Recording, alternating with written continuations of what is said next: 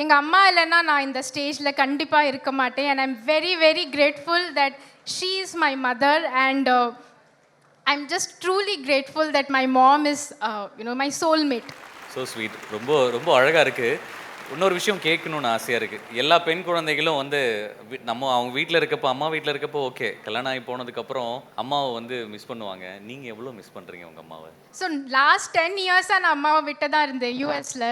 அங்கே நிறையா ரொம்ப இண்டிபெண்டன்ஸ் கற்றுண்டேன். அதுதான், ஏன்னா அம்மா வீட்டில் இருக்கும்போது அம்மா சாப்பாடெல்லாம் ஊட்டி விடுவாங்க. ஏதாவது சொல்லுவாங்க, உனக்கு பசிக்கிறதுன்னா நான் சொல்வேன் நீனே ஊட்டி விடு. அம்மா சொல்வா நீ பிஹெச்டிலாம் கையால் எழுதுகிற சாப்பாடு கூட சாப்பிட முடியாதான்னு. ஆனால் ரொம்ப பேம்பர் பண்ணுவாங்க. பட் அங்கே நான் ஒரு இண்டிபெண்டன்ஸ் கற்றுண்டேன். தானாகவே சமைக்கிறது, வீட்டை பார்த்துக்கிறது, எங்கள் ஹஸ்பண்ட்க்கு காஃபி பண்ணி கொடுக்கறது, அந்த மாதிரி எல்லாமே அங்கே பண்ணுவேன்.